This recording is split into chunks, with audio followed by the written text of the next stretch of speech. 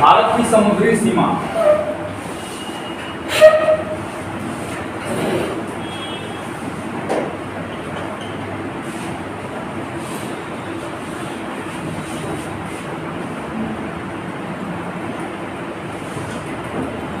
भारत की समुद्री सीमा, ठीक है। इस टॉपिक को आज हम लोग जो है पढ़ेंगे। सामान्य तौर पे कोई भी देश जो समुद्र के साथ सीमा साझा करती है तो उस देश की कुछ जो है सो कंडीशंस होती हैं। कुछ हद तक जो है उनको यह अधिकार होता है कि समुद्र में क्या कर सकते हैं अपने हिसाब से जो उनको करने की इच्छा हो, कुछ कंडीशंस को फॉलो करते हुए, कुछ रूल्स रेगुलेशंस को फॉलो करते हुए उसका वो पूर्ण रूप से क्या कर सकते हैं, दोहन कर सकते हैं।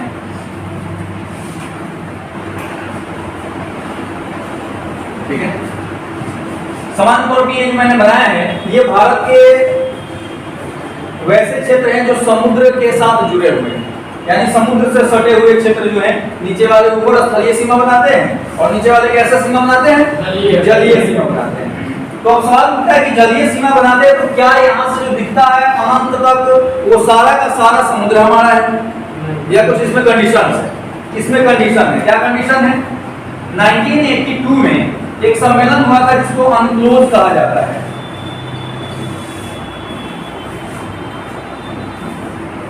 United Nation convention on the law of the, sea कि यूनाइटेड नेशन ने एक नियम बनाया, रूल्स बनाया सी के लिए, समुद्र के लिए, ठीक है, जिसको हम लोग क्या कहते हैं, अनक्लोज कहते हैं। UNCLOS United Nation convention on the law of sea. Clear? अब इसके तहत होता क्या है, कोई भी देश जो समुद्र के साथ सीमा साझा करता है, जो समुद्र के साथ सीमा ही नहीं बनाता हो उसका तो कोई मतलब नहीं है, लेकिन अगर सीमा साझा करता हो तो उसके लिए 3 प्रकार की सीमा रेखाएं तय की गई है। लेकिन कहां से? तो आधार रेखा से। अब सवाल उठता है कि आधार रेखा क्या है। मान लेते हैं कि जैसे ये भारत है, आपको टेढ़ा मेढ़ा दिखाई दे रहा है, तो टेढ़ा मेढ़ा दिखाई दे रहा है, इसका मतलब ये है कि अगर हम समुद्री सीमा निर्धारित करेंगे तो यहाँ से ज्यादा दूर तक चल जाएगा, यहाँ से काफी दूर तक जाएगा, क्योंकि ये तो अंदर की तरफ है। नहीं, तो सबसे पहले किसी भी देश के सीमा को सीधा कर लिया जाता है। इसके सीमा को कर लिया गया सीधा, ठीक है, ये सीधा हो गया। ये जो सीमा सीधा करने वाली लाइन है इसको हम लोग बोलते हैं आधार रेखा। इसको, इस लाइन को हम लोग एक नंबर देख लीजिए, जिसको हम लोग सीमा सीधा करने के लिए इस्तेमाल किए हैं वो आधार रेखा है। और आधार रेखा के बाहर के क्षेत्र को समुद्री का क्षेत्र कहते हैं और इसके अंदर वाले जो पानी है इसको आंतरिक जल कहते हैं। ठीक है, आधार रेखा के बाहर टोटल समुद्र होगा, आधार रेखा के अंदर वाले क्षेत्र को हम लोग आंतरिक जल कहेंगे। क्लियर? अब इस आधार रेखा से 12 नॉटिकल माइल, समुद्री सीमा को नॉटिकल माइल एमएल में मापते हैं, एनएम में, नॉटिकल माइल में मापते हैं। 1 नॉटिकल माइल का मतलब होता है 1.8 किलोमीटर। ठीक है, 1 नॉटिकल माइल मतलब 1.8 किलोमीटर। अब इससे मल्टीप्लाई कर लीजिए कितना किलोमीटर होगा। क्लियर? तो इससे 12 नॉटिकल माइल तक का जो क्षेत्र होता है उसको कहा जाता है क्या? उसको कहा जाता है प्रादेशिक सीमा। आधार रेखा से 12 नॉटिकल माइल तक के क्षेत्र को हम लोग कहते हैं प्रादेशिक सीमा। इन क्षेत्रों के अंदर उस देश को संपूर्ण अधिकार होता है जिसके आधार रेखा से वो 12 नॉटिकल माइल तक है। जैसे हमने भारत की चर्चा करी है तो भारत के लिए यह जो क्षेत्र होगा इसमें भारत को संपूर्ण अधिकार होगा, किसी भी तरह का कार्य जो है इन क्षेत्रों में भारत कर सकता है। क्लियर? अब प्रादेशिक सीमा से भी 12 नॉटिकल माइल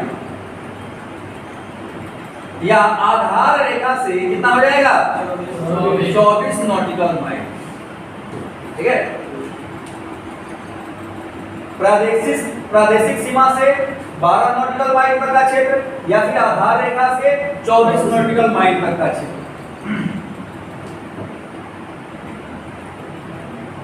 यह क्षेत्र जो है इसको हम लोग कहते हैं अविच्छिन्न मंडल। क्या कहते हैं? अविच्छिन्न मंडल। किससे?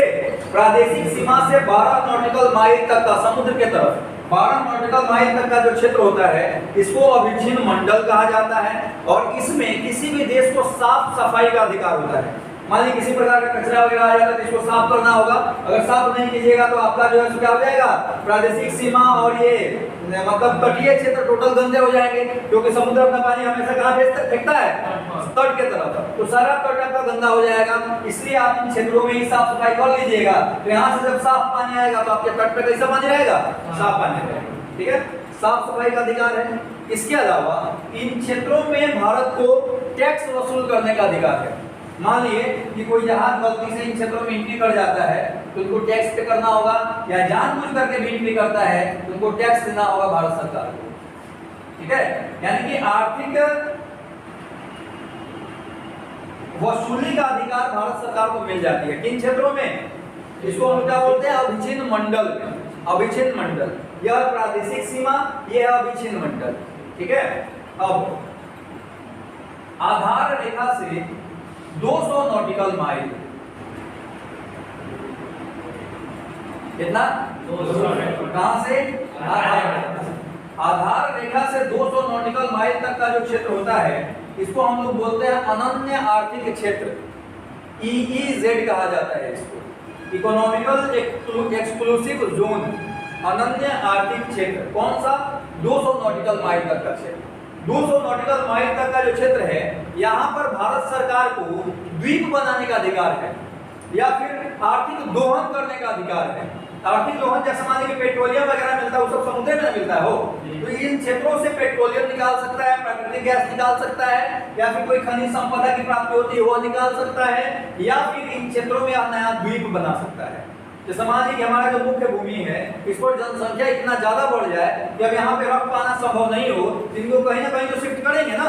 इसी के कारण तो धरतीवासी चंद्रमा पे, आपका मंगल पे जीवन का तलाश कर रहे हैं कि क्या यहाँ जीवन संभव है। अगर संभव होगा तो कुछ लोग यहाँ से क्या कर देंगे, वहां शिफ्ट कर देंगे कि बबुआ इसको तो गंदा करिए दिए, उसको भी जाके गंदा करो। बात समझना है आपको। तो उसी के लिए ये जो क्षेत्र है इसमें हम अगर मान लें कि यहाँ पे जगह ज्यादा कम है तो हम क्या कर सकते हैं, यहाँ पे मिट्टी वगैरह भर के इसको नया द्वीप का निर्माण करके लोगों को यहाँ पे हम स्थानांतरित कर सकते हैं। क्लियर। अब इसके बाद का जो क्षेत्र हो गया, यानी किसी भी देश के आधार रेखा से 200 नॉटिकल माइल तक के बाद का जो क्षेत्र होता है इसको खुला समुद्र कहते हैं। इसमें सभी को उतना ही अधिकार है जितना भारत को। कोई भी देश इन क्षेत्रों का पूर्ण रूप से दोहन कर सकता है, इसमें आवागमन कर सकता है, किसी भी प्रकार के कार्य को इन क्षेत्रों में कर सकता है, जिसको हम लोग खुला समुद्र के नाम से जानते हैं। क्लियर। एक बार और सुन लीजिए ध्यान से। यह बोला जाता है आंतरिक जल, इसको बोलते हैं प्रादेशिक सीमा, इसको बोलते हैं अभिचिन्न मंडल, इसको बोलते हैं अनन्य आर्थिक क्षेत्र, और यह है आपको खुला समुद्र। क्लियर। इस चित्र को बना लीजिए।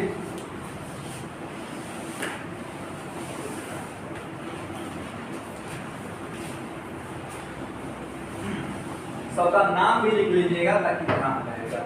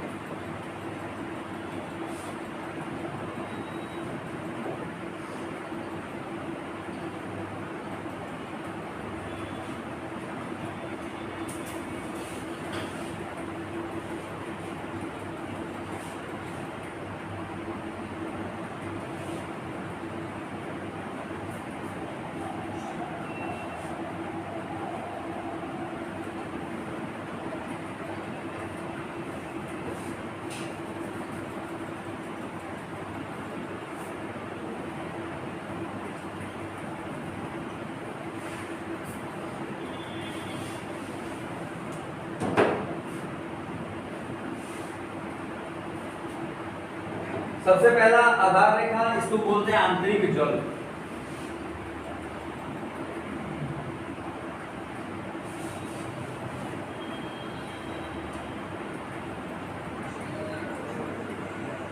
आंतरिक जल, आधार रेखा और मुख्य भूमि के बीच के जल को कहते हैं लोग आंतरिक जल।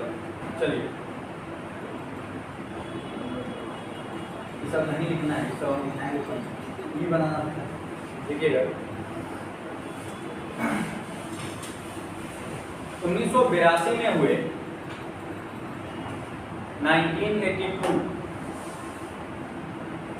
1982 में हुए अनक्लोज सम्मेलन 1982 में हुए अनक्लोज सम्मेलन फुल फॉर्म का लिख लीजिए।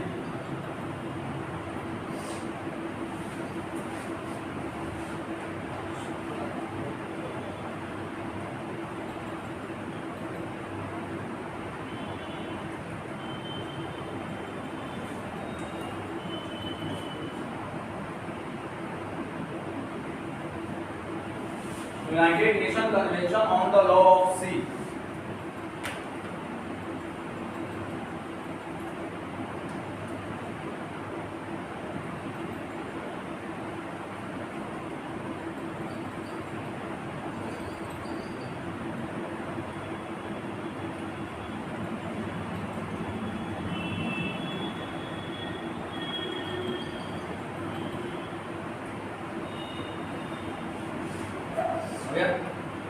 उन्नीस सौ 82 में हुए अनक्लोज सम्मेलन के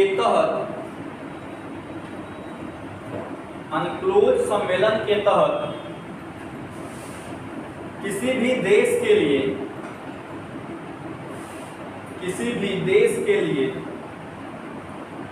3 प्रकार के समुद्री सीमा का निर्धारण किया गया। किसी भी देश के लिए 3 प्रकार के समुद्री सीमा का निर्धारण किया गया।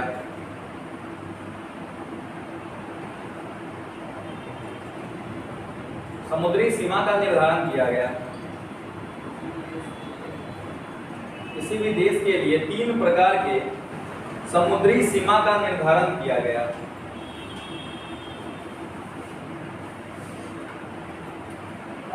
नेक्स्ट पॉइंट, समुद्री सीमा का निर्धारण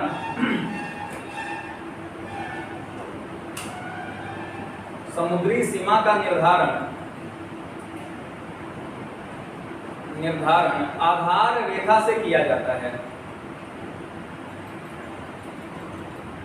समुद्री सीमा का निर्धारण आधार रेखा से किया जाता है।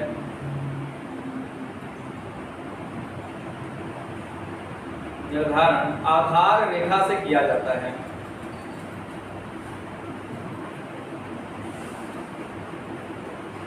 नेक्स्ट पॉइंट, आधार रेखा लिख के दे दीजिए। आखिर में आधार रेखा क्या है इसको मैं समझा दे रहा हूं। आधार रेखा किसी भी देश के समुद्री सीमा को आधार रेखा में लिखना है।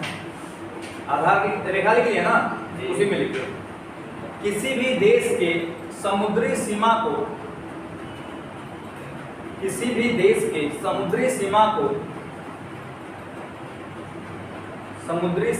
सीधा करने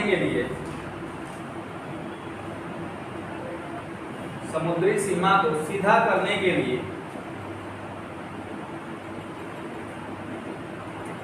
आधार रेखा का निर्धारण किया जाता है। सीधा करने के लिए आधार रेखा का निर्धारण किया जाता है।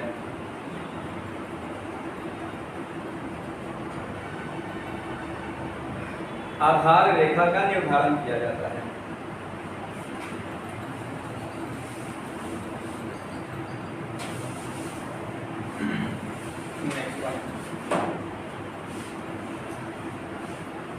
पहला देखिए, प्रादेशिक सीमा रेखा। प्रादेशिक सीमा रेखा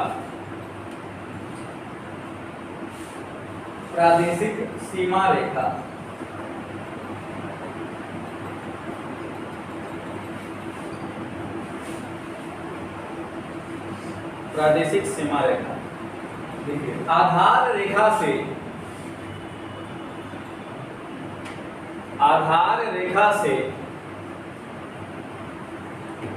समुद्र के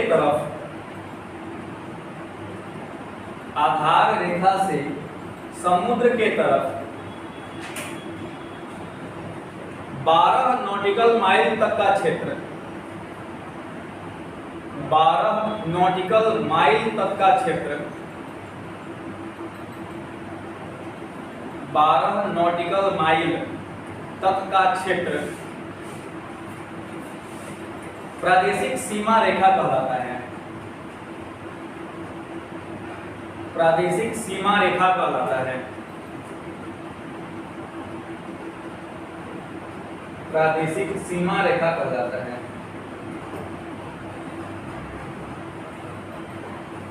नेक्स्ट पॉइंट,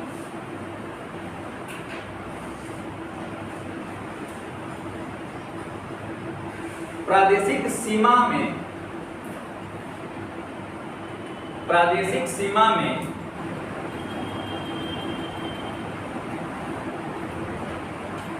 उस देश को संपूर्ण अधिकार होता है, उस देश को संपूर्ण अधिकार होता है, संपूर्ण अधिकार होता है जिसके अंतर्गत, संपूर्ण अधिकार होता है जिसके अंतर्गत प्रादेशिक सीमा आती है, जिसके अंतर्गत प्रादेशिक सीमा रेखा आती है। प्रादेशिक सीमा रेखा आती है।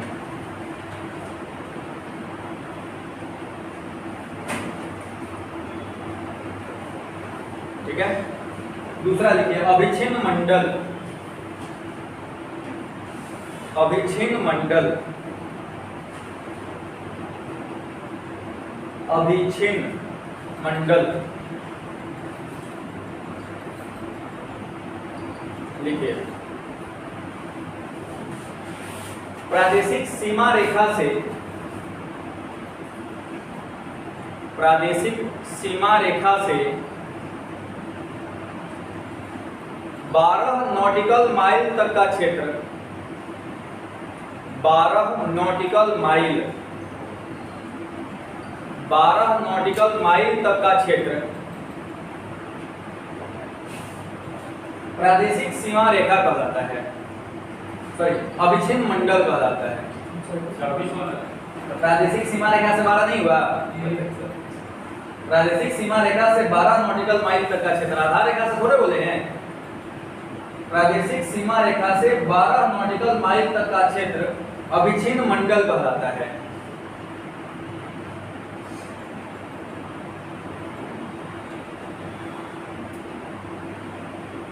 अभिच्छिन्न मंडल कहलाता है। ठीक है, इसी का अगला पॉइंट लिखिएगा, अभिच्छिन्न मंडल का ही अगला पॉइंट। ठीक है, इस क्षेत्र में या इस मंडल में, इस मंडल में देश को साफ सफाई करने, देश को साफ सफाई करने, साफ सफाई करने, सीमा शुल्क वसूलने, सीमा शुल्क वसूलने, सीमा शुल्क वसूलने तथा वित्तीय अधिकार प्राप्त होता है, तथा वित्तीय अधिकार प्राप्त होता है।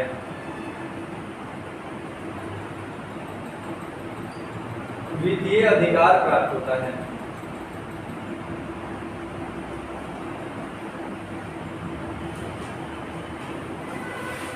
तीसरा अनन्य आर्थिक क्षेत्र, अनन्य आर्थिक क्षेत्र, अनन्य आर्थिक क्षेत्र,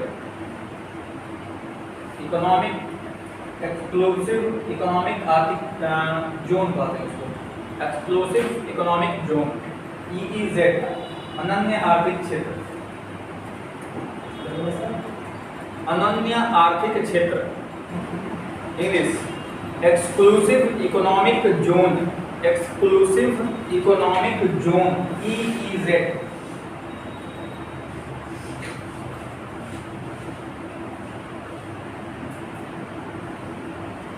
देखिए आधार रेखा से, आधार रेखा से 200 नॉटिकल माइल, आधार रेखा से 200 नॉटिकल माइल 200 नॉटिकल माइल तक का क्षेत्र 200 नॉटिकल माइल तक का क्षेत्र अनन्य आर्थिक क्षेत्र कहलाता है। अनन्य आर्थिक क्षेत्र कहलाता है।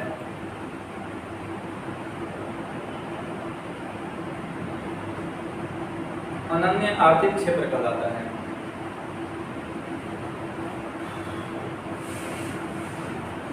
इसी का अगला पॉइंट, अनन्य आर्थिक क्षेत्र का ही अगला पॉइंट, इस क्षेत्र में देश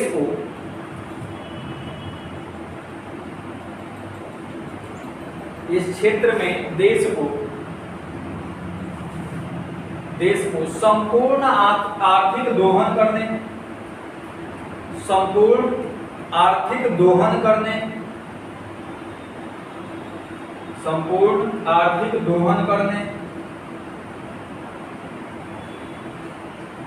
आर्थिक दोहन करने तथा नए द्वीपों के निर्माण करने का अधिकार प्राप्त होता है, तथा नए द्वीपों के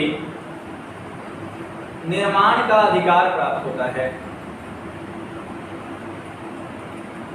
नए द्वीपों के निर्माण का अधिकार प्राप्त होता है।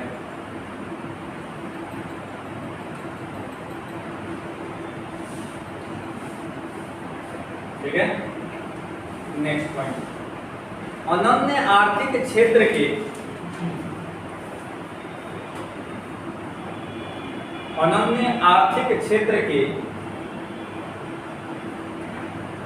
के बाद का समुद्र, अनन्य आर्थिक क्षेत्र के बाद का समुद्र खुला जल या खुला समुद्र कहलाता है। खुला बाद का क्षेत्र खुला जल या खुला समुद्र कहलाता है। खुला समुद्र कहलाता है जिस पर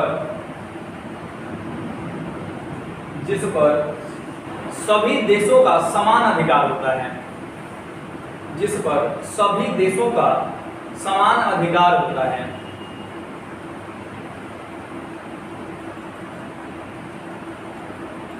समान अधिकार होता है। ठीक है, इसी तरह से आधार रेखा और मुख्य भूमि के बीच के जलीय क्षेत्र को हम लोग आंतरिक जल कहते हैं।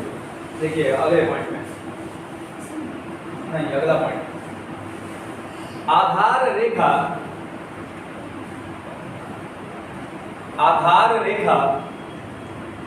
तथा मुख्य भूमि के जल को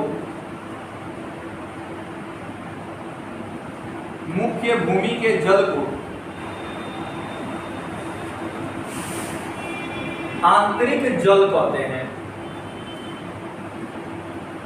मुख्य भूमि के जल को आंतरिक जल कहते हैं।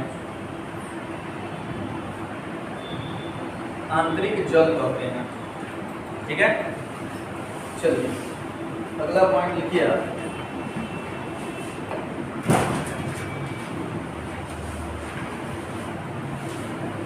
अगला हेडिंग लिखिए, पॉइंट क्या लिखिएगा?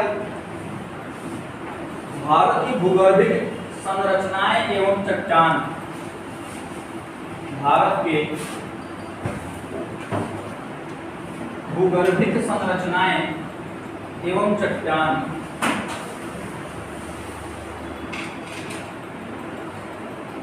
हेडिंग है आपका भारत के भूगर्भिक संरचनाएं। भारत की भूगर्भिक संरचनाएं,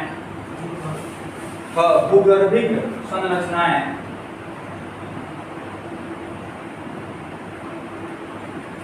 भूमि के गर्भ में, भूमि के अंदर, जमीन के अंदर भूगर्भिक संरचनाएं एवं क्या लिखें?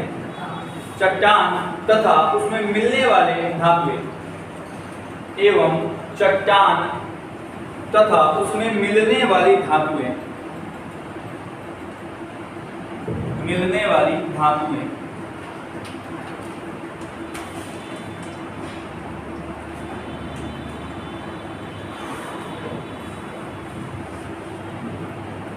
उनमें मिलने वाली धातुएं।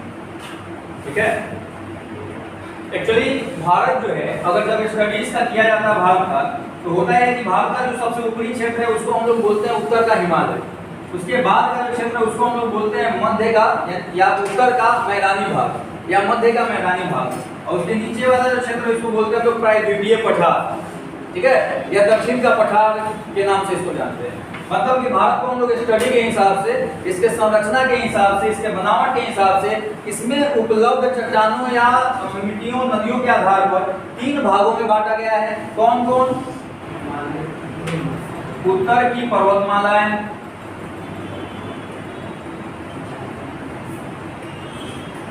उत्तर का मैदान, और तीसरा प्रायद्वीपीय पठार।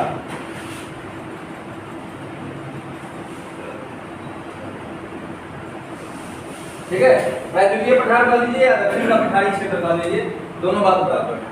ठीक है, देखिए भारत को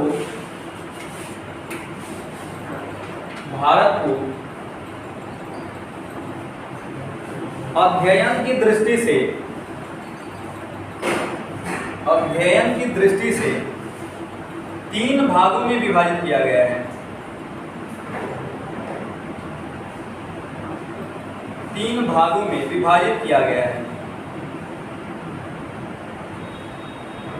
3 भागों में विभाजित किया गया है।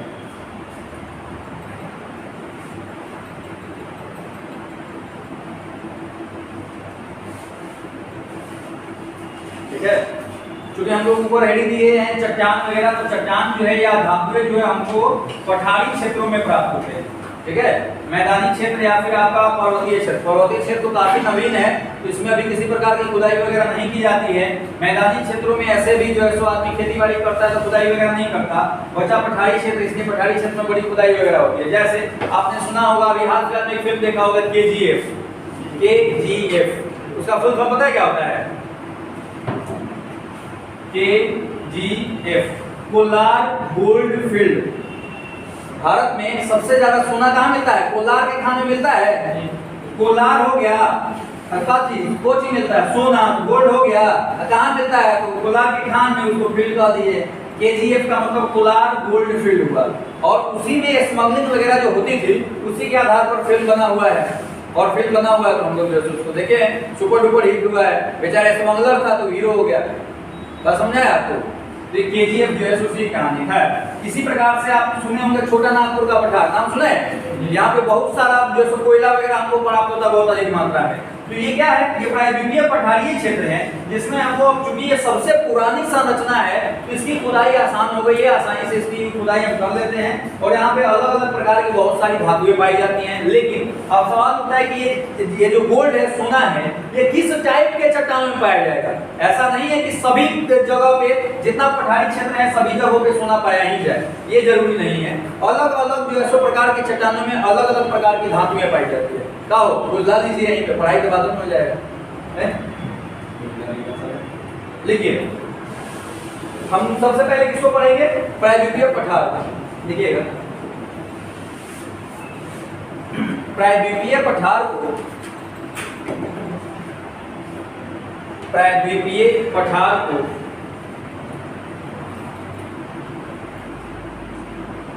उनमें मिलने वाली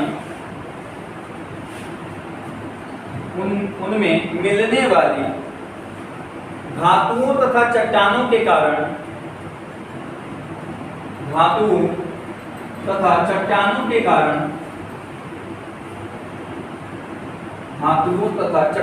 कारण, अलग अलग भागों में विभाजित किया गया है।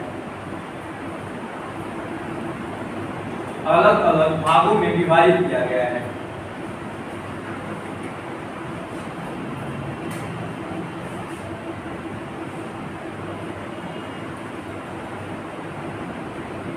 सबसे पहला है आर्कियन क्रम की चट्टान, दूसरा पुरप्पा क्रम की चट्टान, उतारिए सबको, धारवाड़ क्रम की चट्टान,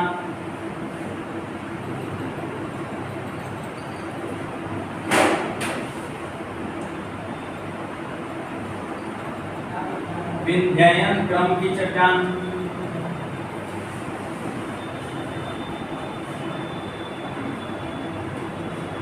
गोंडवाना क्रम की चट्टान,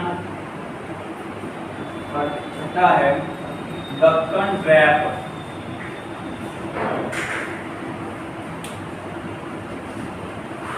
आर्कियन क्रम की चट्टान, कुरप्पा क्रम की चट्टान, धारवाड़ क्रम की चट्टान, विंध्ययन क्रम की चट्टान, गोंडवाना क्रम की चट्टान और दक्कन ट्रैप।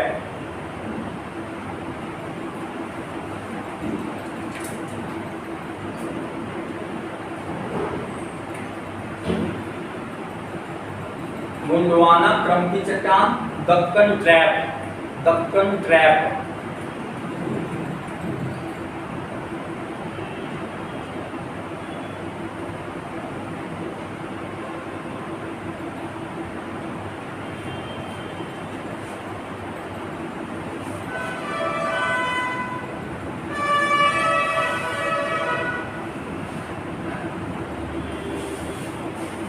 इन सभी में जो सबसे प्राचीन चट्टान है, सबसे प्राचीन, वह आर्कियन क्रम की चट्टान है। यह सबसे प्राचीन चट्टान है। और प्राचीन कब का? जब अपने धरती पर डायनासोर्स वगैरह पाए जाते थे, उस समय का ये चट्टान है। सिंपल सी बात है कि चट्टान है और हमेशा जो पृथ्वी का ताप दाब वगैरह झेल रहा है, तो वर्तमान टाइम में यह अपने ओरिजिनल फॉर्म में नहीं पाया जाता, यह नीस और शिस्ट में बदल गया है। यानी कि यह रूपांतरित हो गया है, कन्वर्ट हो गया है किसी और चट्टान में। किस चट्टान में? तो नीस में और शिस्ट में। ठीक है, ठीक है। पहला आर्कियन क्रम की चट्टान लिख के डैश दीजिए। आर्कियन क्रम की चट्टान,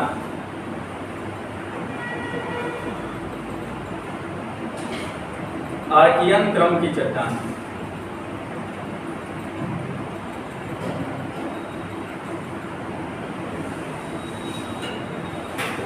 यह सबसे प्राचीनतम चट्टान है।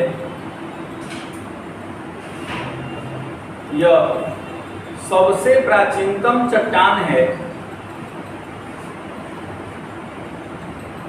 सबसे प्राचीनतम चट्टान है जो वर्तमान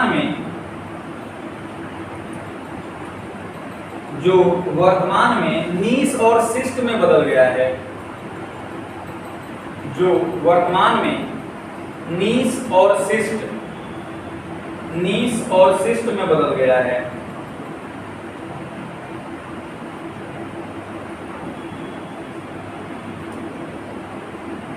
ठीक है, चलिए आज इतना ही तक ध्यान देते हैं। कल हम लोग इस टॉपिक को पढ़ेंगे। ठीक है।